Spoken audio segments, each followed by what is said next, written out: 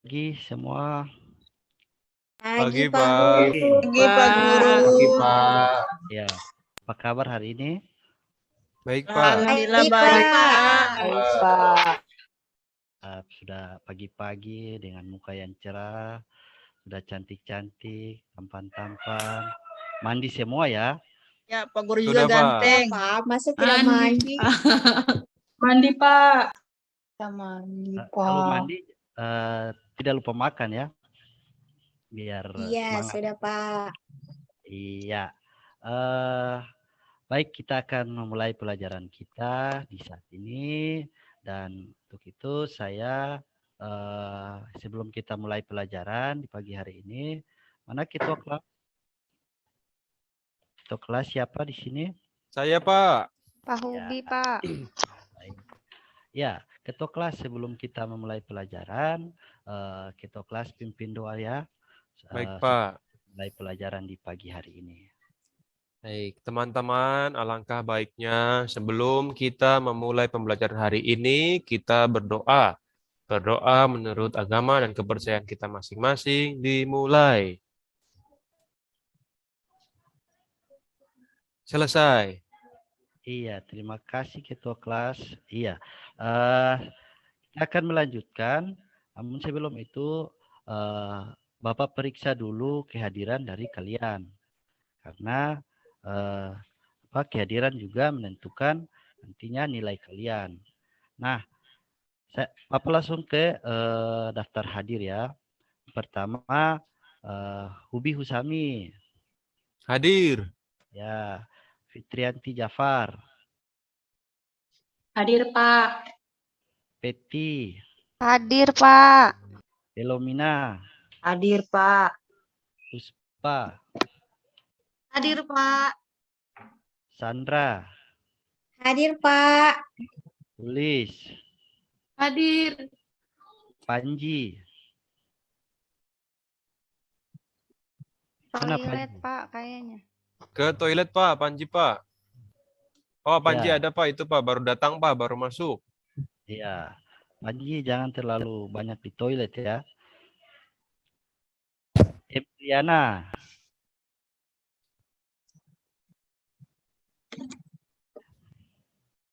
Emil ada, Emil?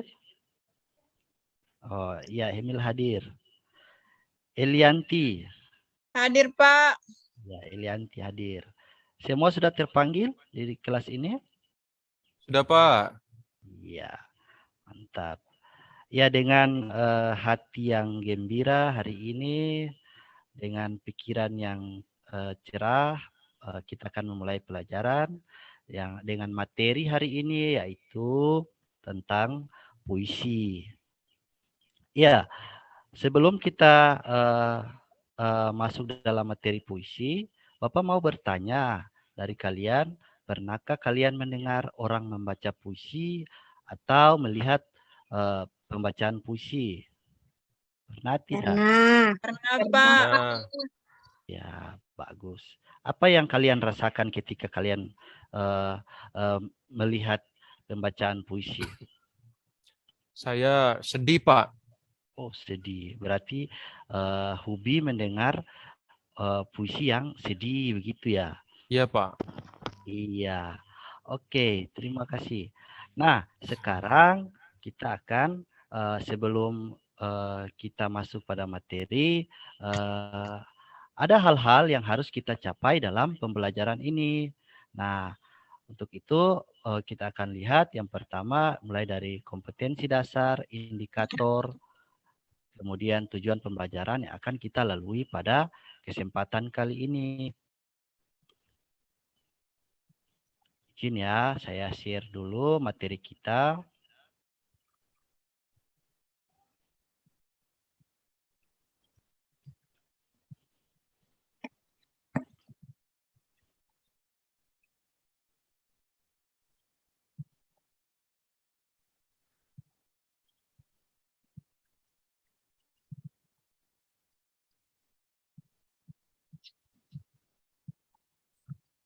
Iya, sudah kelihatan ya. Ada, Pak.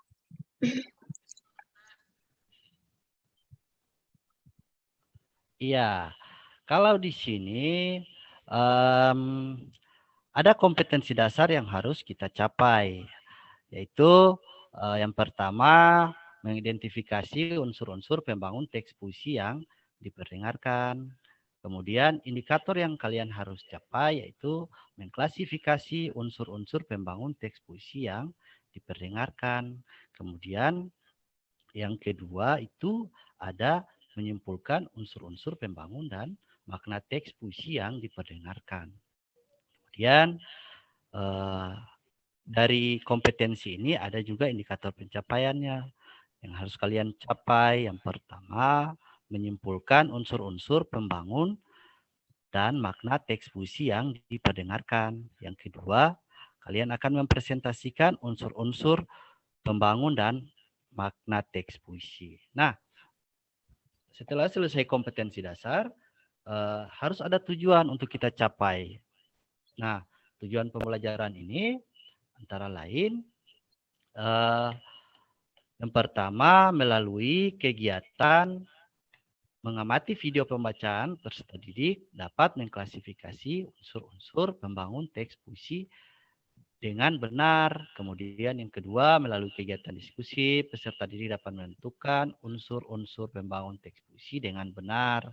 Kemudian ketiga melalui kegiatan diskusi peserta didik dapat menyimpulkan unsur-unsur pembangun dan teks puisi yang dengan benar. Yang keempat, melalui kegiatan diskusi, peserta didik dapat mempresentasikan unsur-unsur pembangun dan makna teks puisi. Nah,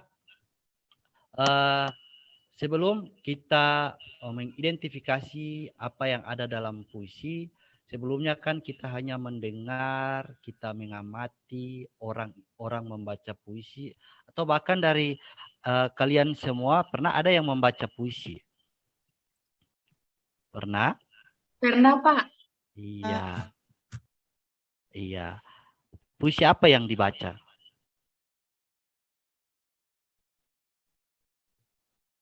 Puisi tentang apa yang pernah dibaca? Tentang pahlawan, Pak.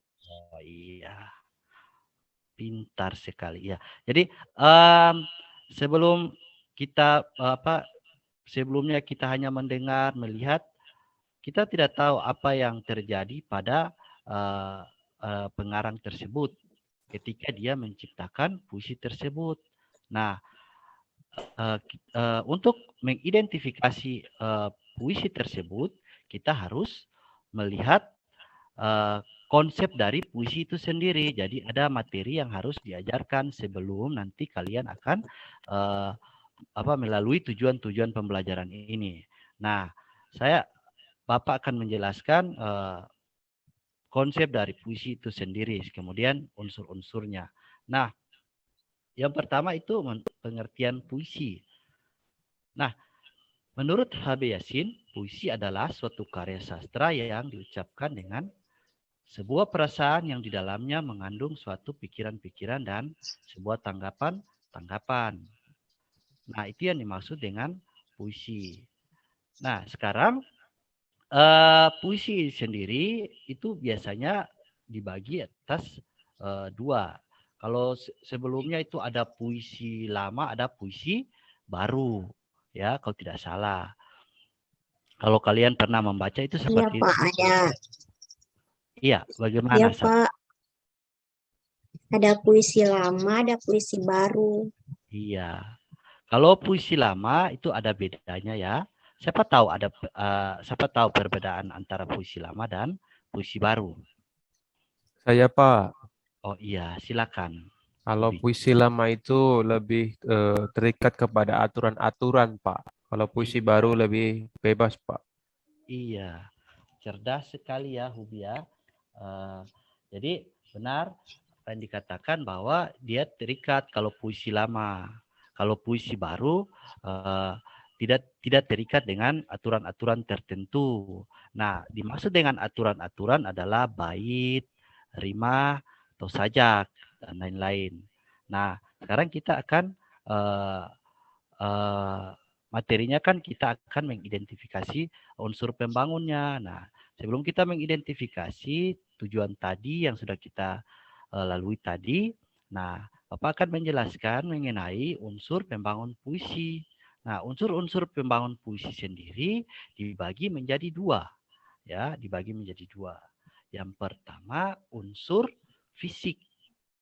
Jadi puisi itu bukan cuman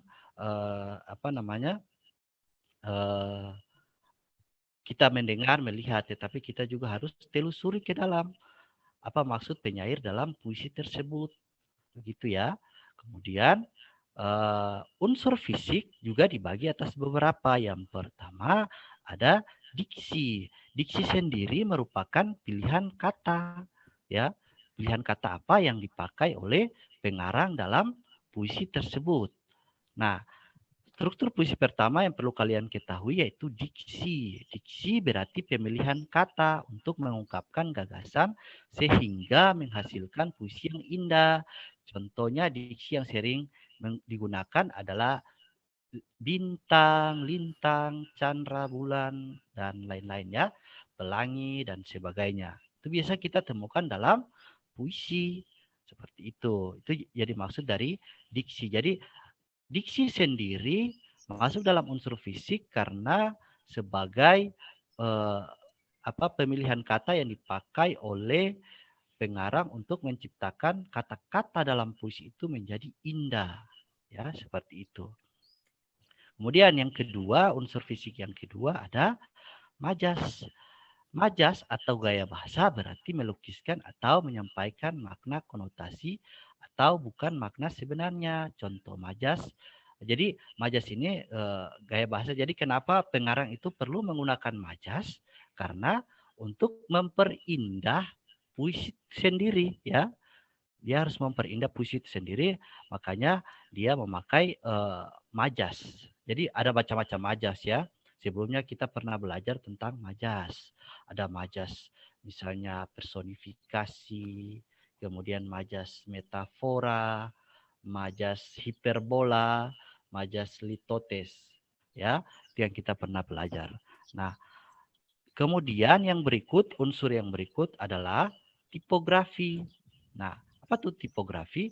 Tipografi puisi yang memiliki bentuk unik dan memiliki makna tersendiri yang ingin penyair sampaikan.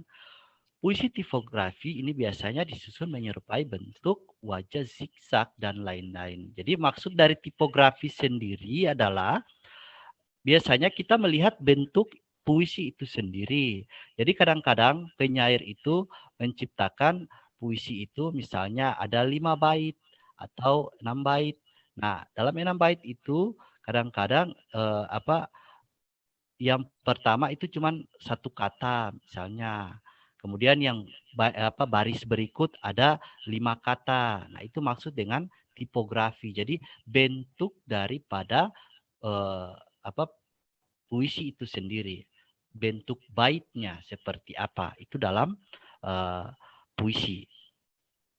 Kemudian ada imagery. Imagery sini yang dimaksud imagery adalah daya imajinatif ya, daya imajinasi pengarang itu sendiri.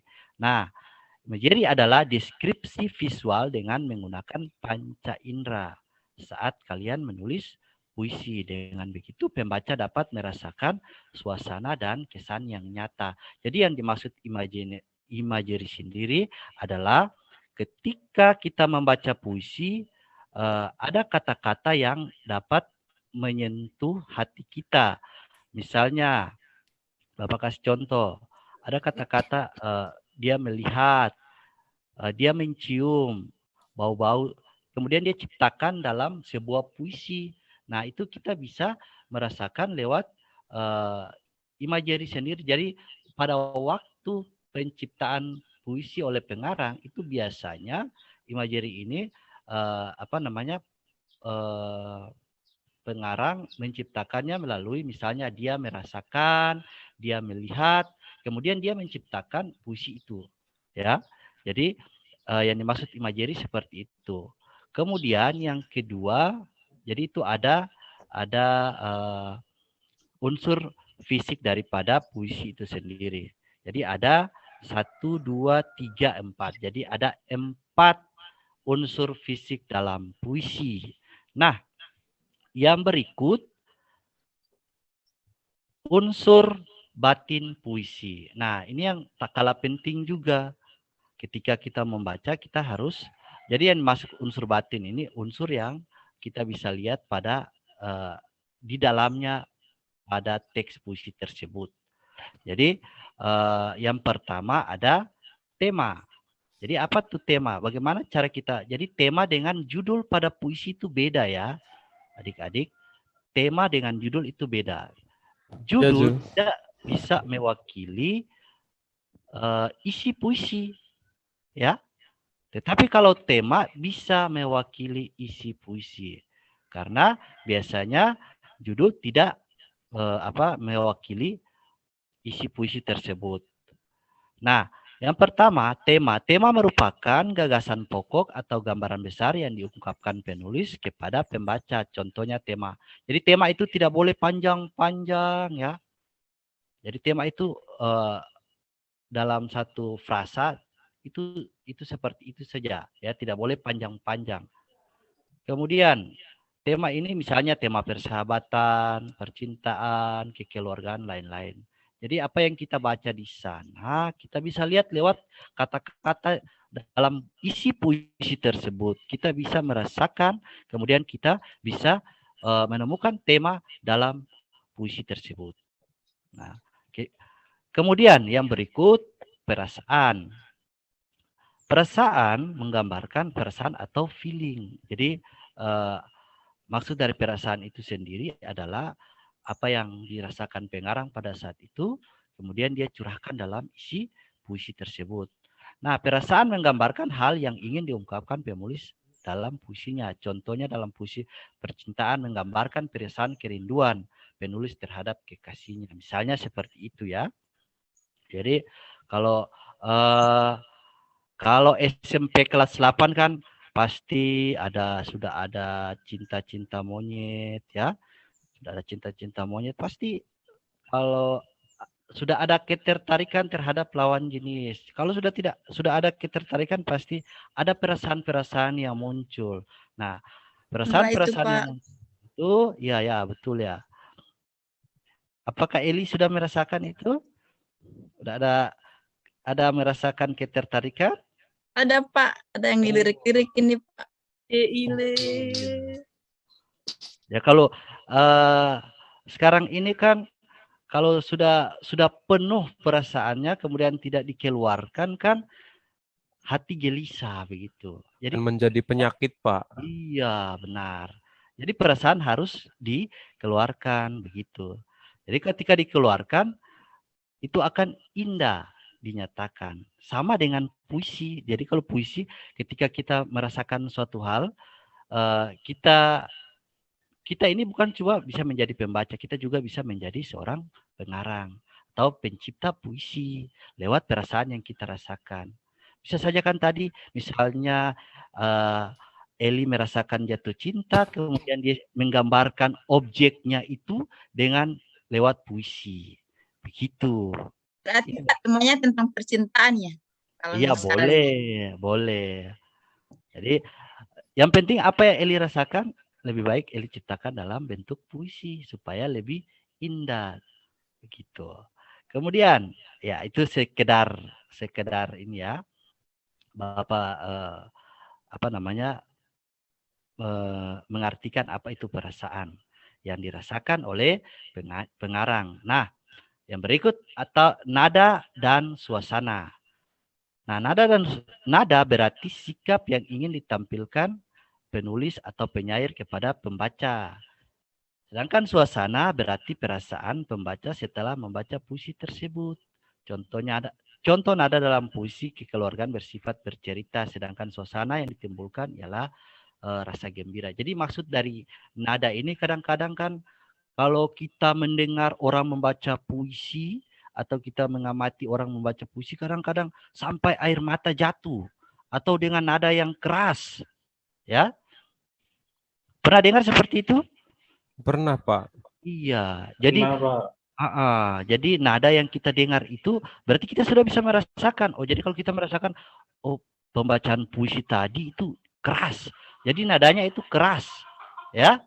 Kalau dia baca apa namanya sampai menangis, berarti nadanya sedih, ya, sedih yang dirasakan. Nah, itu nada. Jadi kalau bisa juga nada pelan, ya, ada suara maksud di sini. Kemudian suasana bisa suasana sedih, ya, suasana lagi apa namanya gembira, ya seperti itu. Haru, Pak. Iya, Hubi bagaimana? Ada terharu, haru tuh, Pak. Iya, terharu Haru. benar, terharu seperti itu. Ya, benar yang dikatakan Hubi. Kemudian yang berikut amanat. Jadi yang terakhir itu amanat. Nah, amanat berarti pesan yang ingin disampaikan penulis kepada pembaca lewat puisinya. Jadi amanat atau pesan, ya. Pesan yang ingin disampaikan oleh penulis kepada pembacanya. Jadi pesan itu tergantung daripada pembacanya. Ketika kita baca, kita akan menemukan pesan.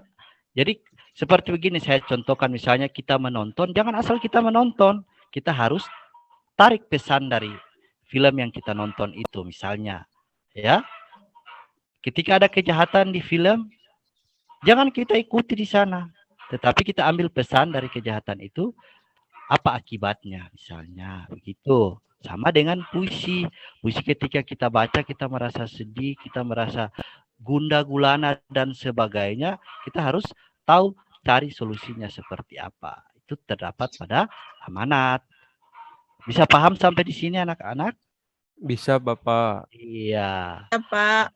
Iya, lebih lengkap lagi kalau kita Bapak akan memberikan contoh supaya kalian nanti dalam mengerjakan LKPD nanti tidak susah. Nah, di sini Bapak akan memberikan contoh bagaimana cara kita menemukan unsur fisik dan unsur batin dalam puisi. Nah, sini Bapak memberikan satu contoh puisi dari karya Taufik Ismail, ya. Taufik Ismail ini adalah seorang sastrawan puisi, ya. Nah, di sini ada satu contoh puisi yang Bapak angkat dari Taufik Ismail, judulnya Karangan Bunga. Ada yang sini pernah membaca puisi? Pernah, Pak. Iya. Satu orang boleh membaca puisi di sini dari kalian? Saya, Pak. Fitri itu Fitri, Pak.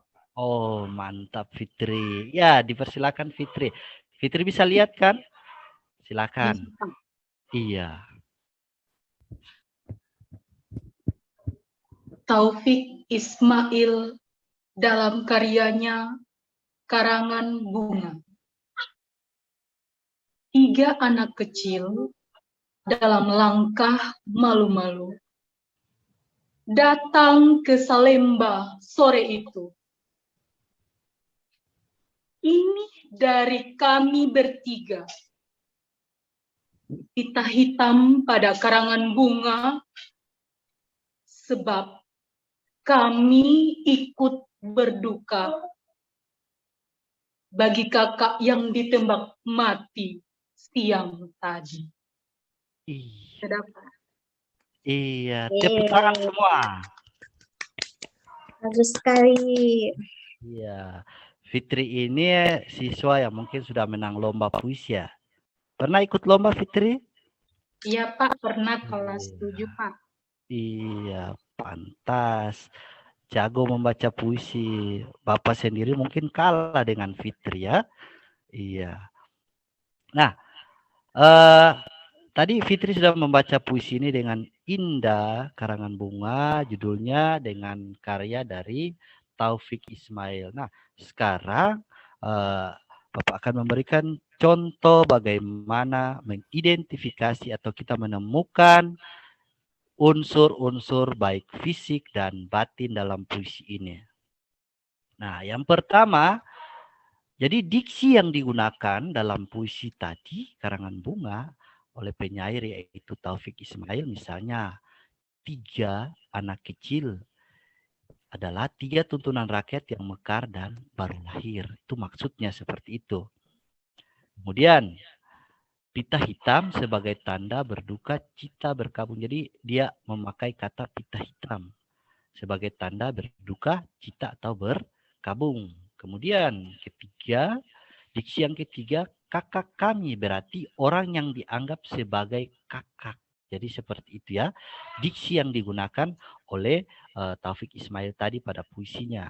Kemudian Salemba, yang dimaksud dengan Salemba sini kan diksinya yaitu markas mahasiswa UI yang tergabung dalam kami. Jadi maksudnya seperti itu. Kemudian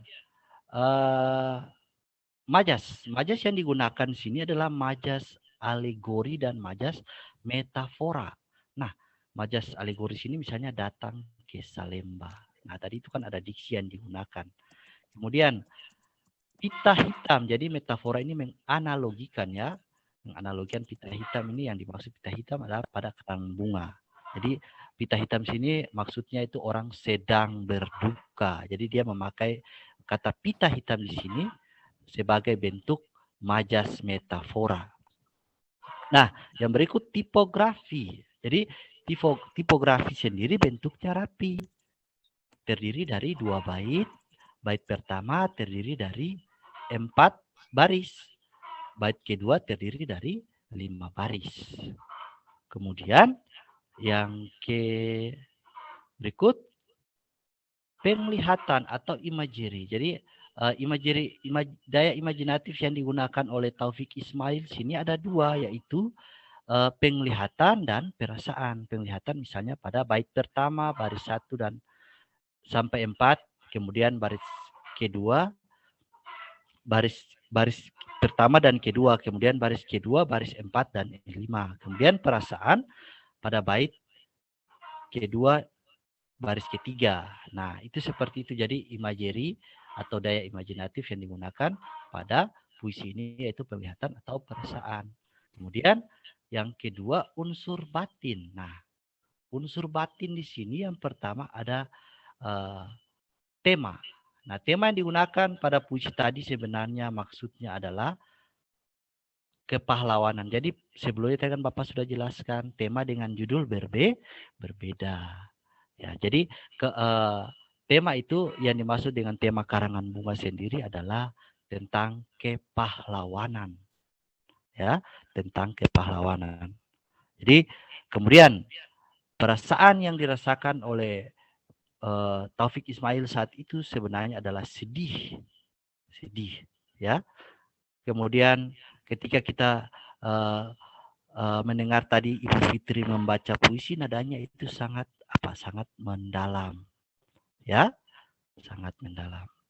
Nah, pesan atau amanat yang kita bisa ambil dari puisi tadi Karangan Bunga dari karya Taufik Ismail, yaitu kita harus menghargai jasa para pahlawan dan kita harus meneruskan perjuangan para pahlawan.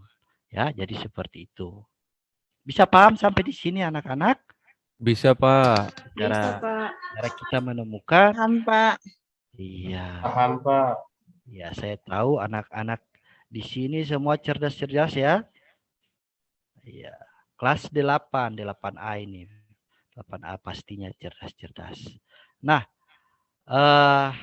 itu yang menjadi konsep atau lingkup materi teks puisi.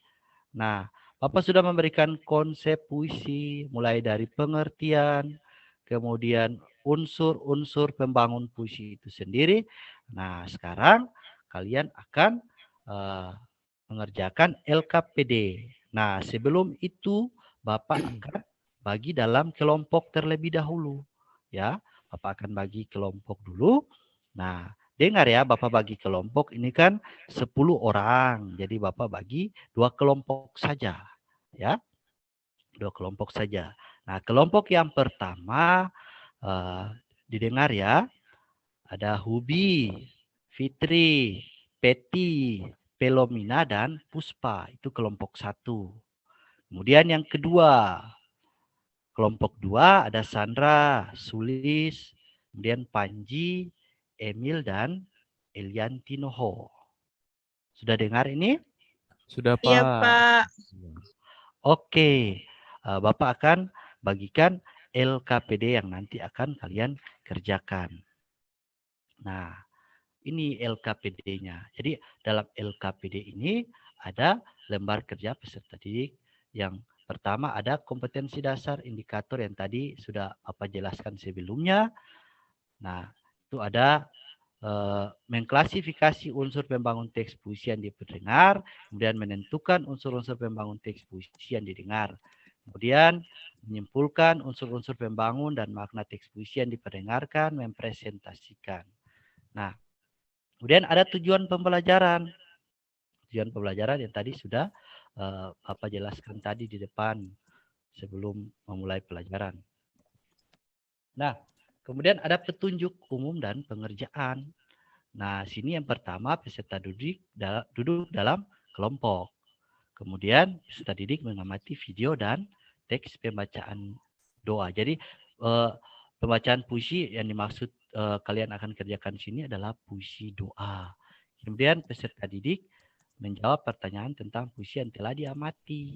Kemudian setelah selesai menjawab, kelompok akan mempresentasikan hasil diskusi dengan memperhatikan hal-hal sebagai berikut. Yang pertama, sebelum membaca jawabannya, terlebih dahulu salah satu dari kelompok membaca puisi doa.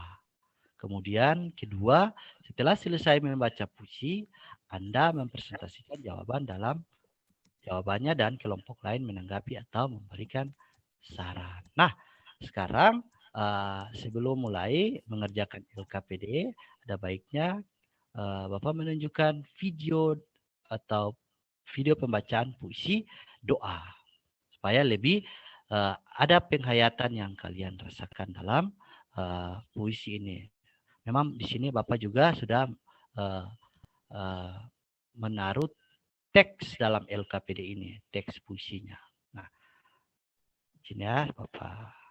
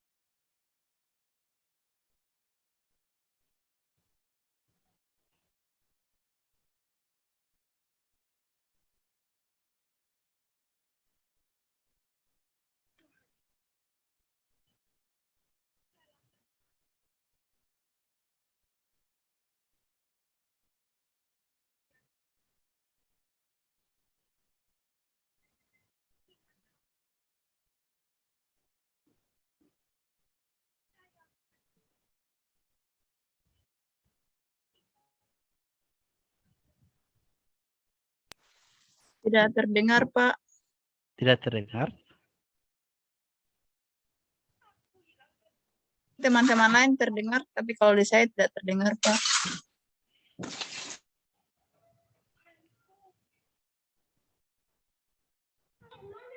Pak Guru, Tidak ada izin juga.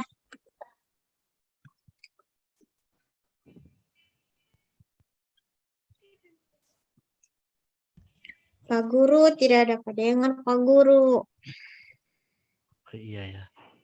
Iya, sebentar ya. Ya Pak. Ya.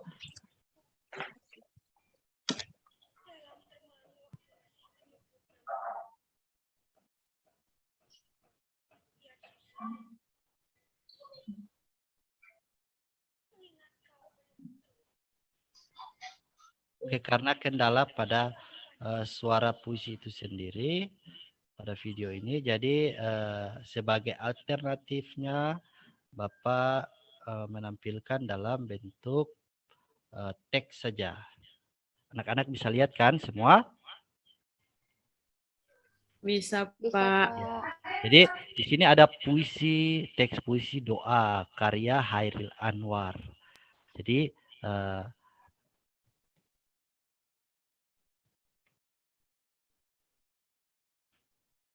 ya, ya. Jadi karya Hairil Anwar. Nah, berikut soal di sini adalah kalian akan mempresentasikan dalam bentuk seperti ini. Jadi soalnya adalah tentukanlah unsur fisik puisi di atas. Jadi yang unsur fisik di sini yang tadi ada tipografi, diksi, ya, kemudian majas, kemudian imagery, kemudian rima. Kemudian yang kedua ada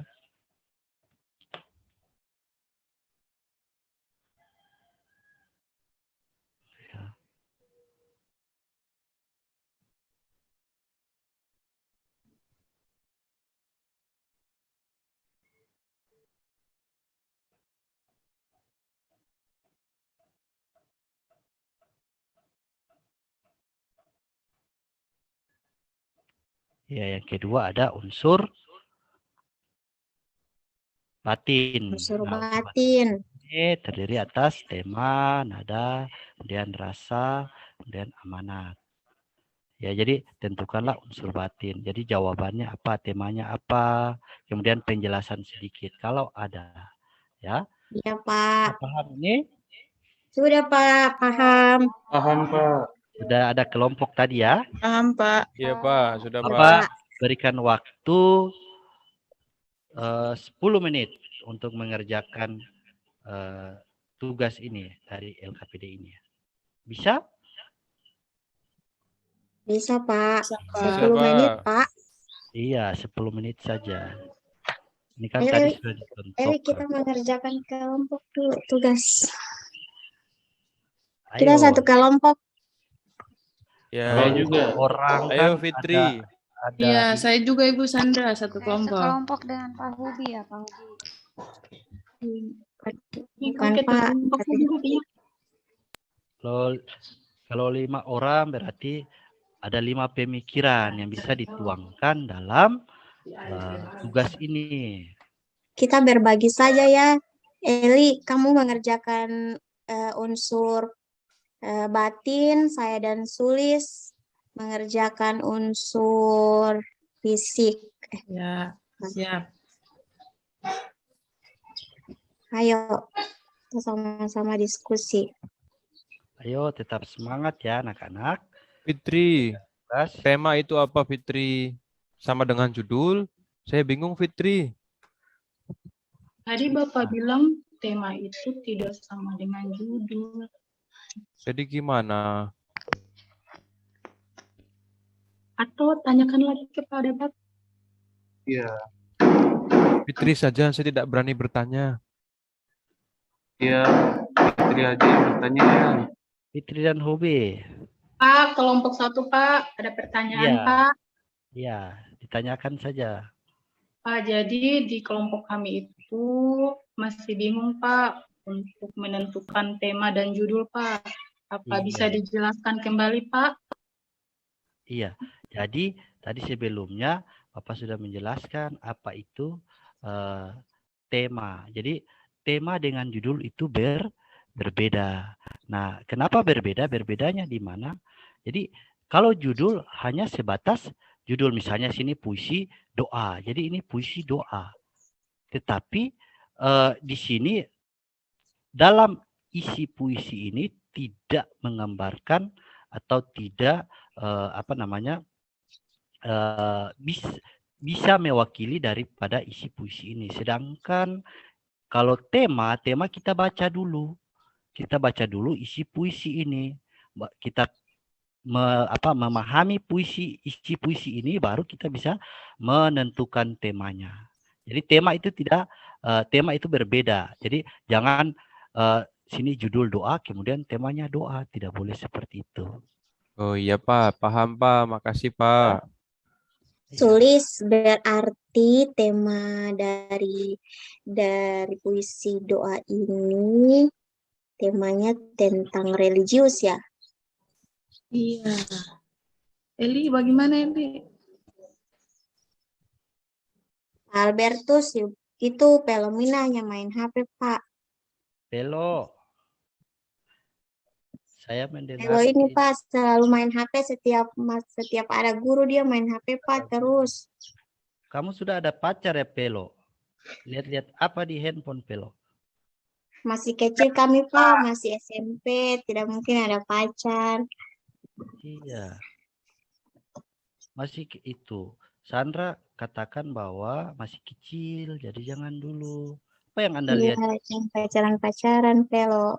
Nah, jadi fokus dulu belajar ya, Pelo, biar nanti ke depan itu mungkin Pelo bisa sukses begitu, ya. Bapak. Oke. Jadi kalau ada tugas dari guru, perhatikan, kerjakan tugasnya, baru nanti jam istirahat kalau Pelo mau main HP silakan. Gitu. Pak. Eli, kamu sudah mengerjakan yang ini, yang sudah saya ini tadi? Sulis diksinya seperti apa ya? Sulis diksi dari puisi doa ini. Masih sementara dibaca.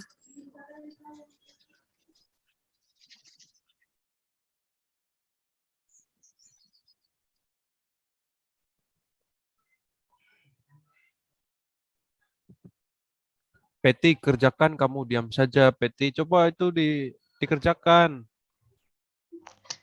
Iya, Hubi.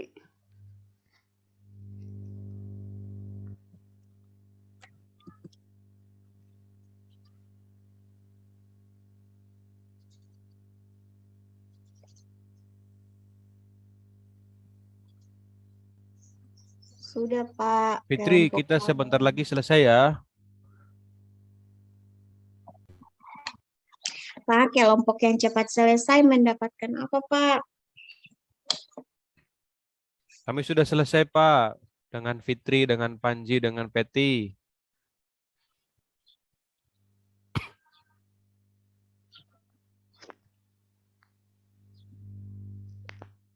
Pak Guru, kami sudah selesai.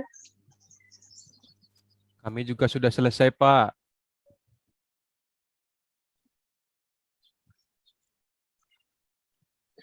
Sandra, nanti kamu yang presentasi ya.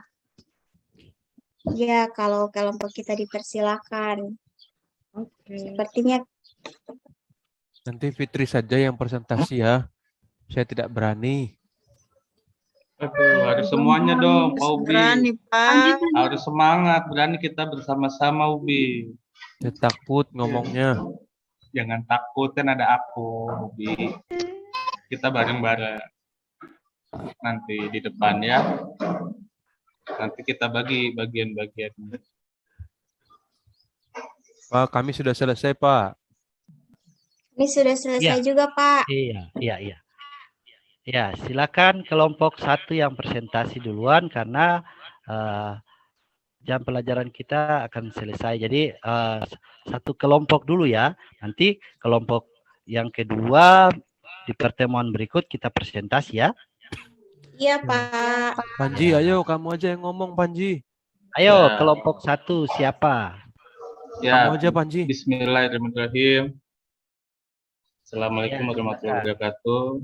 Waalaikumsalam warahmatullahi wabarakatuh. Waalaikumsalam warahmatullahi wabarakatuh.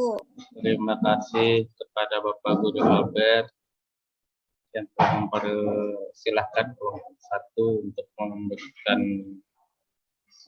presentasi atas tugas yang sudah diberikan. Dari kelompok kami itu yang pertama jawaban diksi pada puisi doa karya Khairil Anwar diceritakan bahwa penyair tengah mengalami krisis iman sehingga diksi yang digunakan oleh penyair adalah diksi yang menggambarkan perasaan yang ragu, bimbang dan lemah. Lalu kata yang konkret dalam puisi tersebut terdapat beberapa kata konkret meliputi tinggal terlip lilin di kelam sunyi. Kata lilin yang disandingkan dengan kata tinggal kedip menggambarkan petunjuk dalam kehidupan yang hanya tinggal secercah dalam kesesatan. Kesesatan di sini digambarkan dengan kalimat kelam sunyi. Lalu pada kutipan puisi, di pintumu aku mengetuk, kata pintu di sini menggambarkan jalan. Lalu diiringi dengan kata aku mengetuk menggambarkan keadaan yang ingin kembali. Jadi pada kutipan tersebut dimaksudkan bahwa penulis sadar dengan krisis iman yang tengah ia alami dan ia ingin kembali ke jalannya yang benar. Imagine penyair mengajak pembaca untuk membayangkan dirinya sendiri yang mengalami luntur iman, kemudian meyakini bahwa tidak ada jalan lain baginya kecuali kembali ke jalan Tuhan. Tepatnya imajinasi rasa membuat pembaca seakan ikut mengelus dada dan menyadari dosa-dosanya. Kemudian pembaca merasa yakin bahwa dengan mengikuti jalan Tuhan akan selamat. Baik, selanjutnya akan dijelaskan oleh teman saya, Fitri. Silakan Fitri. Akan dilanjutkan oleh Fitri. Iya, saya akan melanjutkan hasil kerja kelompok kami. Selanjutnya tipografi. Di situ penulis menggunakan huruf kapital di setiap awal larik. Kemudian penulisan huruf kapital di setiap awal larik menggambarkan sesuatu yang tegas. Maksudnya penulis mengungkapkan dengan tegas dan terang-terangan bahwa ia mengalami krisis iman. Ada bait yang menjorok, ada yang tidak. Menggambarkan keadaan penulis yang kacau dan tidak teratur saat dirinya mengalami krisis iman. Pada puisi doa tidak digunakan tanda titik. Hal ini menggambarkan bahwa masalah krisis iman yang dialami tokoh terus berlanjut dan berhubungan antara satu dan lainnya, sehingga tidak diberikan tanda baca titik untuk memperjelas bahwa masalah yang tengah dialami tokoh bersifat kronologis dan sebab akibat yang tidak dapat dipisahkan. Kemudian ada susunan rima pada bait 1, susunan rima u, i merupakan rima acak didominasi oleh vokal U yang merupakan vokal berat. Hal itu menggambarkan bahwa masalah krisis iman yang dialami penulis merupakan masalah yang berat. Pada bait 2 susunan rima, selanjutnya majas. Di situ ada kalimat aku mengembara di negeri asing, merupakan majas metafora membandingkan sesuatu tanpa menggunakan perbandingan, membandingkan keseriusannya dan kehusukannya dalam berdoa dengan penggambarannya ke negeri asing. Ada majas hiperbola, dimanfaatkan untuk melukiskan sesuatu secara berlebihan. Dalam hal ini hiperbola menyatakan kedekatannya antara penyair dengan Tuhan, rela mengembara ke sebuah negeri asing yang sangat jauh demi mendekatkan diri pada Tuhannya. Lanjut kepada teman saya Ubi untuk unsur batin. Silakan. Harusnya Fitri saja. Ya, kalau begitu saya. Unsur batin ini ada tema, dan tema pada puisi ini diambil temanya adalah ketuhanan. Lalu dapat dibuktikan pula pada kutipan Tuhanku, di pintumu aku mengetuk. Hal ini menggambarkan hamba dengan Tuhannya. Kemudian ada suasana. Suasana ini dalam puisinya kelompok kami itu mendiskusikan, menyedihkan, dan mengharukan. Dibuktikan pada kutipan dalam termangu, aku masih menyebut namamu, yang menunjukkan bahwa penulis termenung.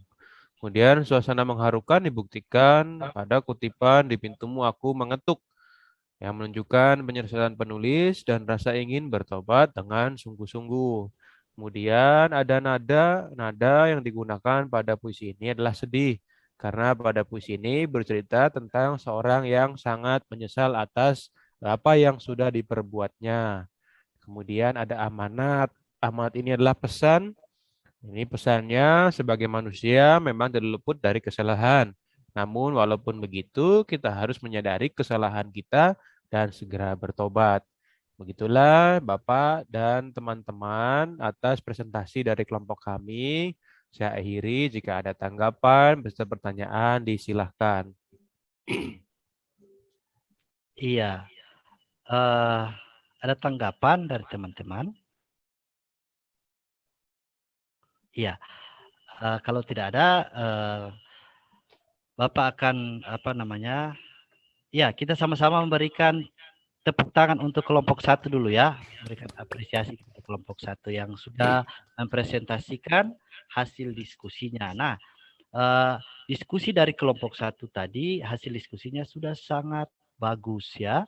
Sudah mampu menemukan unsur fisik dan unsur batin pada puisi doa ini.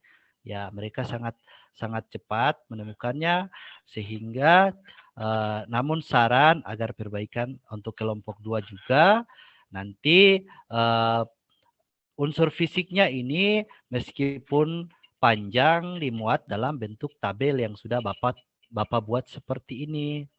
Bisa paham? Jadi nanti dimuat dalam bentuk tabel ya.